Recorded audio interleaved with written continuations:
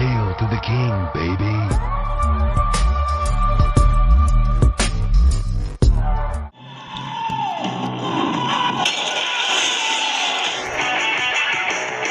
Cover mechanic, right?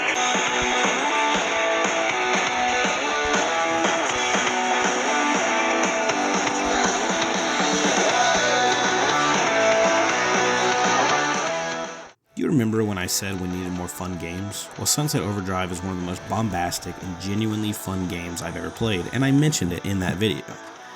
It's one of those games that knows that it's a video game and knows exactly what it wants to be. Sunset Overdrive is Tony Hawk's Pro Skater meets a zombie apocalypse with mutated energy drinking maniacs. It's the most 90s Insomniac product ever created, and I go as far as to say their best game. It's as punny as you'd expect and extremely satirical, with a world and story full of pop culture references, which I love, and absolute and utter insanity. There's nothing realistic about this game's world, why would it be? But it's crazy addicting to play. And all of that is only enhanced by the bright and colorful world, art style, and sense of humor. It's all about momentum and staying in motion at all times for increased damage and movement speed, and it just looks absolutely badass.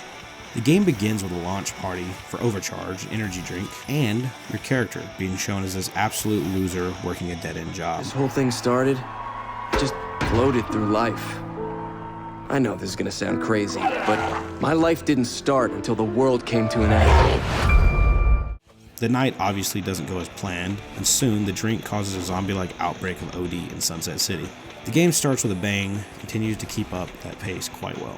The story is fun and just as wacky as you'd expect. The gameplay in the world is of course the focus, because without that it wouldn't be any fun, would it? The side quests, collectibles, and everything else continues to give you a reason to constantly and consistently blow shit up. And that is exactly what you should want and need in a game like this. A game that Jake Baldino likes to call a video game-ass video. It's just a game-ass game, I know. I love that term. It's blatantly fun, and honestly, you don't need to have much more than that. Let's dig into the combat, customization, and why I love the game and think it's Insomniac's best. The combat is just a perfect combination of 3 platformers and skateboarding games, with a good bit of the crazy weapons from Ratchet & Clank for good measure. It's fast, and it's fun, which makes it crazy refreshing to traverse an entire world built around this movement style. The movement is implemented into boss fights, challenges, and the overall combat loop. You do more damage and build up combos for smooth traversal and not getting hit. The weapons level up and have augmentations through an amp system that gives your weapon special stats, and the same goes for your roll, melee attack, and more. The game has some super cool cosmetic customization, and all of that shows up in cutscenes like a Saints Row game. I think it's Insomniac's best by far, due to the insane level of detail, passion, and overall fun factor. It really shows Insomniac at their peak level of creativity and what they can do when given full creative freedom to do what they want. Sunset Overdrive couldn't be more perfect of a combination of all the games they've made, with so much 90s flair and just overflowing with pop culture references. It's a post-apocalyptic punk rock playground like no other, and still remains one of the best and most unique games to ever be released. The story isn't trying to be anything more than it is, and the world doesn't take itself seriously. It breaks the fourth wall more than Deadpool. Dicks hang out here often? Get it with the dicks? Dude, seriously? Song.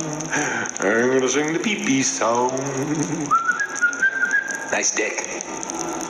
All in all, it's an amazing game that everyone needs to play, and I really hope it gets a sequel one day. I hope you all enjoyed the video, and let me know if you're an Insomniac fan or you're a fan of Sunset Overdrive. And with that, I bode you farewell. Until next time.